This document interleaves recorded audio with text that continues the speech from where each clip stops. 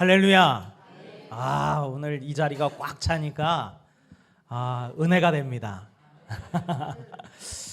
이따 기도할 때도 기대가 됩니다. 사실 이제 위에 본당에서 이렇게 넓게 퍼져 계시니까 막 기도할 때 기도 소리가 잘 안 들려요. 근데 이제 또 여기서 기도하니까 아주 기도 소리가 큼지막하게 들립니다. 그게. 오늘도 정말로 하나님께서 역사하시는 은혜의 시간 되기를 간절히 소망합니다. 오늘 말씀의 제목은 그렇습니다. 세월을 아끼라 때가 악하니라. 항상 시대는 점점 악해져 왔고 오늘날에도 보면 참 뉴스를 보기가 어려운 게 끔찍한 사건들이 너무나도 많아요. 막 상대방을 향한 무차별한 그런 이 폭행들, 그리고 사건 사고들, 이러한 것들이 참 우리의 마음을 짓누릅니다. 이 세상은 점점 악해지는데 이때에 주님께서 우리에게 뭐라고 말씀하시냐면 세월을 아끼라, 이렇게 말씀하십니다. 먼저 이 말을 하기 전에 앞서서 저는 이제 그런 상상을 해봅니다. 혹시 그런 상상하신 적 있습니까? 나와 똑같은 사람이 한 명 더 있었으면 좋겠다. 그래서 내가 해야 될 공부 대신 해주고 내가 해야 될 일 대신하고, 그래서 이러한 나를 대신할 만한 나랑 똑같은 사람이 한 명 더 있었으면 좋겠다. 그러면 그 사람이 공부도 대신하고, 그래서 인간 복제에 대한 그러한 내용들도 예전에 많이 나왔었어요. 뭐 복제 양 둘리, 뭐 이렇게 복제해 가지고 똑같이 생긴 양을 이렇게 연구하기도 합니다. 근데 사실 그런 거를 연구하기 전에 하나님께서는 이미 우리 가운데 그런 역사들을 두셨어요. 뭐냐면 바로 쌍둥이입니다. 쌍둥이. 저희 교회에는 쌍둥이가 있나요? 한 번도 못 본 것 같은데. 이란성 쌍둥이. 이란성 쌍둥이는 다르게 생겼으니까. 근데 일란성 쌍둥이는 완전히 똑같이 생겼잖아요. 그렇지 않습니까? 그 하나님께서는 이미 사람을 마치 복제하듯이 똑같은 사람을 만들어내는 것을 보게 됩니다. 똑같은 사람이 하나가 더 있는 거예요. 생김새도 같고 머리색도 같고 눈동자 색도 같고 심지어 체형이나 각막의 모양까지도 같다 그러더라고요. 일란성 쌍둥이는. 이게 일란성 쌍둥이는 어떻게 만들어지냐? 초기에 다른 사람들보다 세포 분열을 한 번 더하면, 세포 분열을 한 번 더해서 원래 하나였던 세포가 두 개로 딱 쪼개질 때 쌍둥이가 됩니다. 이 두 세포는 아주 똑같은 세포이기 때문에, 그리고 또 엄마의 배에서 똑같은 환경으로 태어나기 때문에 정말로 똑같이 태어납니다. 그런데 과연 이 똑같이 태어난 사람이 그러면 똑같은 인생을 살아가느냐? 꼭 그렇지는 않더라라는 거예요. 왜 똑같은 사람인데도 불구하고 똑같은 삶을 살지 못합니까? 그것은 삶의 환경이 다르기 때문에 그래요. 아주 조금씩 차이 나는 그런 환경들이 결국은 쌍둥이로 하여금 서로 다른 생각을 갖게 하고 다른 일들을 겪게 만듭니다. 예전에 한국에서 태어나서 2살 때에 생이별을 한 사람이 겪은 일에 대해서 TV에서 나온 적이 있어요. 그래서 한 사람은 한국에서, 한 사람은 미국에서 그렇게 살아갔습니다. 일란성 쌍둥이인데도 불구하고 그렇게 각각 다른 지역에서 다른게 살아가는 사람들을 조사해 보니까 지능도 그렇고 가치관도 그렇고 모든 분야에서 완전히 다 다르게 나타나는 것을 보게 돼요.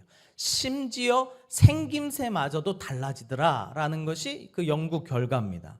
왜 이렇게 큰 차이가 나느냐? 바로 삶의 환경이 다르기 때문에, 삶의 터전이 다르기 때문에 이런 차이가 나요. 그래서 아까 말했듯이 쌍둥이 A랑 B가 있는데 A는 서울에서 태어났고 B는 2살 때 할머니랑 이 남대문 시장을 갔다가 할머니가 잊어버린 거예요. 그래가지고 실종됐는데 결국은 못 찾고 이 아이는 고아원에 있다가 미국으로 입양을 보내진 거예요. 그런데 그 둘의 삶의 환경이 다르니까 완전히 다른 인생을 살게 되는 것을 보게 돼요. 참 신기한 것은 무엇이냐면 생김새도 많이 달라질 뿐만 아니라 발병하는 병도 달라지더라 이 말이에요. 그래서 일란성 쌍둥이라고 해도 같은 질병으로 죽는 경우가 거의 없대요. 다른 질병으로 사망하거나 죽게 되는 것을 보게 돼요.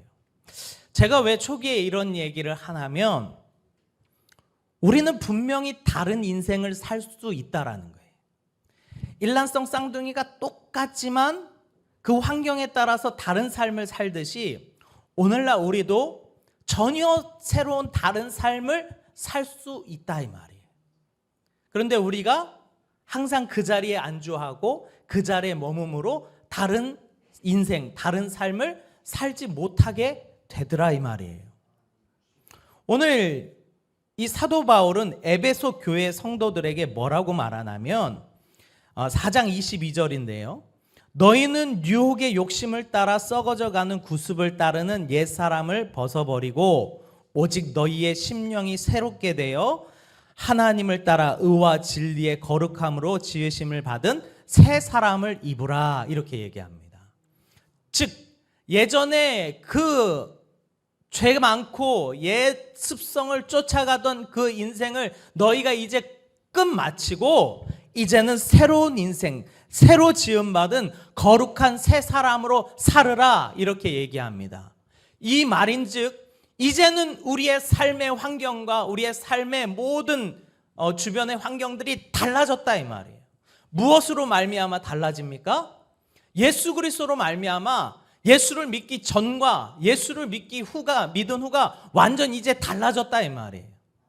그러면 똑같은 쌍둥이라도 다른 환경 가운데 다른 인생을 살듯이 우리도 똑같은 한 사람이라 할지라도 예수 믿기 전과 예수 믿는 후가 달라야 될 줄 믿습니다. 그래야 달라지는 거예요. 예수 믿기 전과 후가 똑같다면 그 사람은 예수를 못 만난 사람이다라는 거예요. 참된 성도의 변화는 변화된 삶을 살아가게 되는 줄 믿습니다. 전에 내가 아주 가치 있다고 여겨뒀던 게 어느 날 가치 없는 것으로 느껴지고 전에는 아주 그냥 하찮게 여겨졌던 게 너무나도 중요했구나라고 느껴지는 것. 이것이 새롭게 된 사람의 특징인 줄 믿습니다. 그러니까 사도 바울이 이 에베소 교회 성도들에게 이야기하는 겁니다. 이제는 예전의 모습을 너희가 벗어버리고 새 사람을 입으라. 할렐루야. 새 사람을 입으라 이렇게 이야기하는 줄 믿습니다. 그 시대의 교회는요 예수님의 부활하심으로 말미암아 세워진 교회들이에요. 그러니까 예수님께서 부활하심으로 말미암아 그들이 예수님이 우리의 참 구주, 참 하나님이구나, 그분에게 영원한 생명이 있구나라는 것을 알고 눈이 딱 띄어지니까 그 사람들이 어떻게 됩니까? 자기의 인생을 하나님 앞에, 자기의 목숨을 하나님 앞에 드릴 수 있더라 이 말이에요. 제가 이제 보셨는지 모르겠는데 전에 부활이라는 영화가 있었습니다. 부활이라는 영화 보셨습니까? 아주 감동적입니다. 이 부활이라는 영화 내용이 무엇이냐면 예수님의 부활하심을 다룬 거예요. 그런데 한 호민관이라고 하는 조사관인데, 로마 조사관인데 예수님 십자가에 달려 죽으실 때 그 앞에서 그 예수님 죽으신 것을 본 거예요. 그것을 보고 이제 예수님께서 죽으셔서 시체가 그 무덤에 안치된 것을 그 호민관이 다 봐요. 그런데 어느 날 예수님의 시체가 없어졌다는 소동이 막 일어나가지고 이 호민관이 예수님의 제자들을 다 잡으러 다닙니다. 그리고 신문합니다. 예수님 시체 어디 갔어? 예수님 시체 어디 갔어? 예수님의 부활을 보지 못한 제자들은 당신네들이 훔쳐간 거 아니냐. 근데 예수님의 부활을 본 제자들은 그분이 살아나셨다 이렇게 얘기하는 거예요. 그러니까 이 호민관이 미쳤구나 생각을 해요. 그런데 어느 날 예수님께서 나타나셨다는 이야기를 듣고 이 호민관이 예수님의 제자를 잡으러 마을을 돌아다니면서 막 뒤집니다. 막 뒤지다가 어느 한 집 앞에 문을 딱 잡고 딱 열어서 들어갔거든요. 왜냐하면 예수님의 제자가 그 문으로 싹 들어간 걸 봤어요.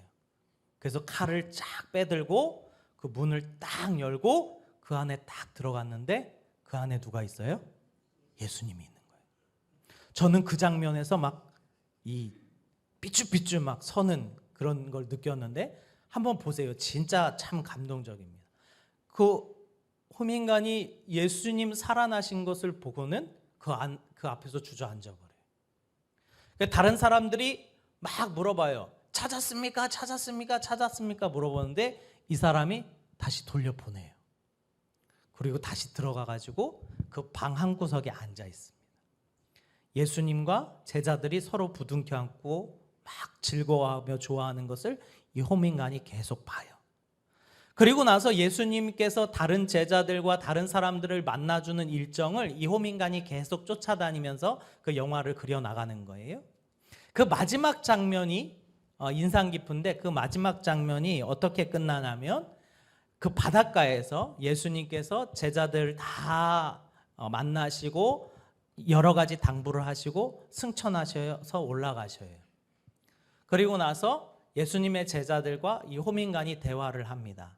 그런데 이 마지막 호민간의 대사가 무엇이냐면, 이제 나는 믿습니다. 내가 이제 전과 같이는 살 수 없지 않겠습니까? 이게 마지막 대사였어요. 내가 전과는 똑같이 살 수 없지 않겠습니까? 마찬가지입니다. 우리가 예수를 믿는다는 것은 이전과 똑같은 삶을 살 수 없다라고 고백하는 거예요. 왜냐하면 그 부활하신 주님, 2000년 전에 부활하셔서 제자들도 예수 그리스도를 위하여 목숨 걸고 심지어 죽기까지 예수를 전했고, 그 복음이 전달되어 오늘날 우리에게까지 전달된 줄 믿습니다.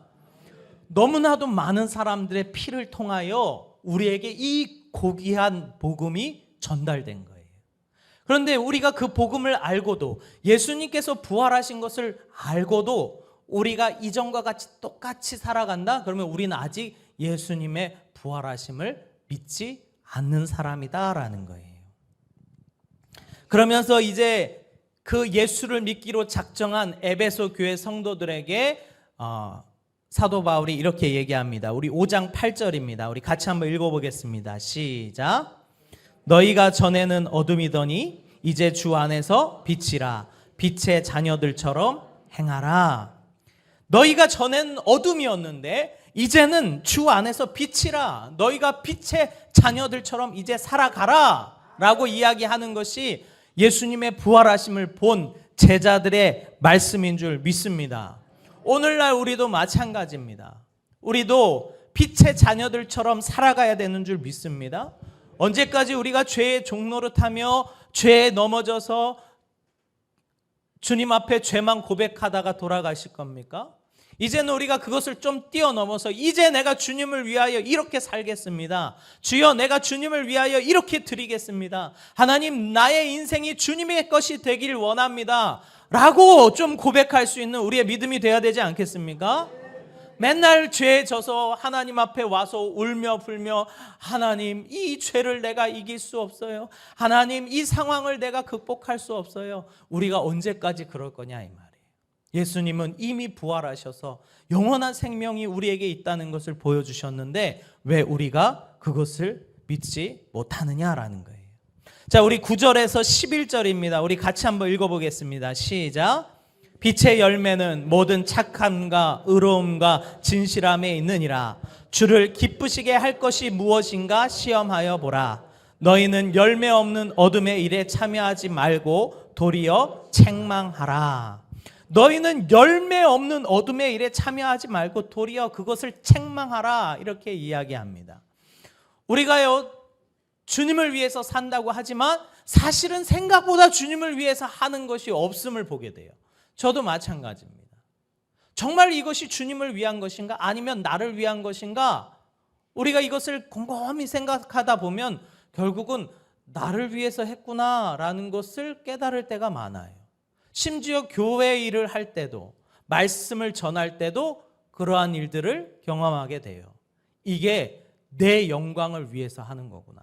때로는 나의 만족을 위해서 하는 거구나. 이런 것들이 우리 안에 은근히 들어와 있다라는 거예요. 그래서 너희는 그 열매 없는 어둠의 일에 참여하지 말고 도리어 책망하라 말합니다. 혹시 예수 그리스도께서 하신 그 말씀 때문에 내가 그 마음에 찔림이 있고 내 마음에 갈등이 있고 돌이킴이 있으신 적이 있으십니까? 그 일이 우리에게 자주 있어야 될 줄 믿습니다. 하나님의 말씀은 우리를 찌르고 우리를 고치고 변화시키는데 그 일이 없은 지가 너무 오래됐으면 그게 큰 문제다 이 말이에요.